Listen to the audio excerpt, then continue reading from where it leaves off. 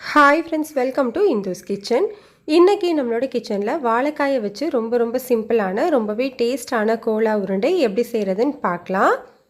இந்த கோலா உருண்டை சாம்பார் சாதம், ரசம் சாதம், தயிர் சாதம் எல்லா வகையான வெரைட்டி ரைஸஸ் கூடவும் ரொம்பவே நல்லாயிருக்கும்.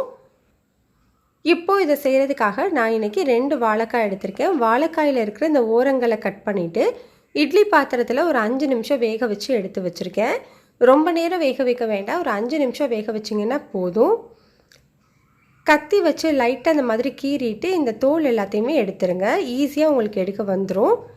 இப்போ நம்ம 2 வாழைக்காயிலையுமே தோல் எடுத்தாச்சு. இப்போ இதை இந்த மாதிரி துருவி வச்சு துருவிக்கலாம். அப்படி இல்லைன்னா உங்கள் கை வச்சு நல்லா மசிச்சு விட்டுக்கலாம். இல்லைன்னா பொட்டேட்டோ மேஷர் இருந்ததுன்னா அதை வச்சு கூட நீங்கள் மசிச்சு விட்டுக்கலாம். நல்லா இந்த மாதிரி ஸ்மூத்தாக மசிச்சு எடுத்துக்கோங்க. அப்போது தான் நம்மளுக்கு டேஸ்ட் வந்து நல்லாயிருக்கும்.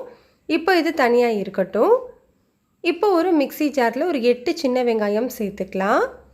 இது கூட ஒரு 6 பல்லு பூண்டு, 1/4 இன்ச் அளவு இஞ்சி சேர்த்துக்கோங்க.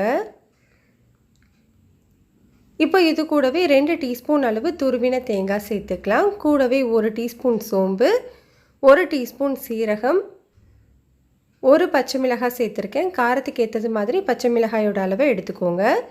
இது கூட 2 டீஸ்பூன் அளவு பொட்டுக்கடலை சேர்த்துக்கலாம். இப்போ இதில் ஒரு 1/4 டீஸ்பூன் அளவு மஞ்சள் தூள், காரத்துக்கு 1/2 டீஸ்பூன் தனி மிளகாய் தூள் சேர்த்துருக்கேன். உங்களோட காரத்துக்கு ஏற்ற மாதிரி மிளகாய் தூளோட அளவை எடுத்துக்கோங்க. இது கூடவே கொஞ்சமாக கருவேப்பிலை சேர்த்துட்டு தண்ணி எதுவும் சேர்க்காமல் கொஞ்சம் கொரகொரப்பாக அரைச்சி எடுத்துக்கோங்க. ரொம்ப கொரகொரப்பாக அரைச்சிடக்கூடாது. பாருங்கள், இந்த அளவுக்கு இருந்தால் கரெக்டாக இருக்கும். இப்போ இந்த மசாலாவை வாழைக்காயில் சேர்த்துக்கலாம். இது கூடவே இதுக்கு தேவையான அளவு உப்பு, ஒரு 3/4 டீஸ்பூன் அளவு தூள் உப்பு சேர்த்துருக்கேன். இப்போ இது எல்லாத்தையும் நல்லா ஈவனாக மிக்ஸ் பண்ணி விட்டுக்கலாம். இப்போ இதில் ஒரு 2 டீஸ்பூன் அளவு அரிசி மாவு சேர்த்துக்கலாம். அரிசி மாவு சேர்த்து நல்லா மிக்ஸ் பண்ணிக்கோங்க. உங்களுக்கு மாவு கொஞ்சம் தண்ணியாக இருக்கிற மாதிரி இருந்தது அப்படின்னா நீங்கள் இன்னும் 1 டீஸ்பூன் கூட அரிசி மாவு ஆட் பண்ணிக்கலாம். இப்போ பாருங்கள், மாவு வந்து நம்மளுக்கு கிட்டத்தட்ட பூரி மாவு பதத்துக்கு பிசைஞ்சு எடுத்துக்கணும். மாவை பிசைஞ்சதுக்கு அப்புறமா உங்கள் கையில் எண்ணெய் தடவிட்டு இந்த மாதிரி சின்ன உருண்டைகளாக உருட்டி எடுத்துக்கலாம்.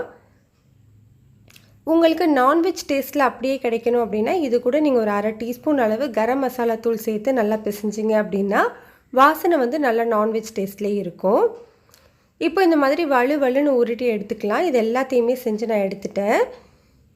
இப்போ இந்த உருண்டைகளை நம்ம எண்ணெயில் போட்டு பொரிச்சு எடுத்துக்கலாம். கடாயில் வந்து எண்ணெய் வெதுவெதுப்பான சூட்டில் இருக்கணும். ரொம்ப அதிகமான சூட்டில் இருக்கக்கூடாது. வெதுவெதுப்பான சூட்டில் இருக்கும்போது நம்ம உருண்டைகளை உள்ளே சேர்த்துக்கலாம். ஸ்டவ்வை மீடியம் ஹீட்டில் வச்சுட்டு ஒரு 2 நிமிஷம் வேகட்டும். அதுக்கப்புறமா திருப்பி விட்டுக்கோங்க. போட்ட உடனே திருப்பி விட்டுற வேண்டாம்.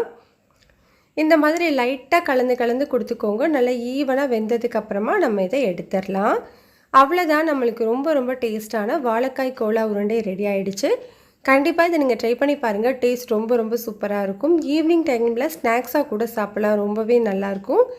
இந்த ரெசிபியும் உங்களுக்கு பிடிச்சிருந்ததுன்னா லைக் பண்ணுங்கள், ஷேர் பண்ணுங்கள், கமெண்ட் பண்ணுங்கள். மறக்காமல் இந்துஸ் கிச்சனை சப்ஸ்கிரைப் பண்ணிக்கோங்க.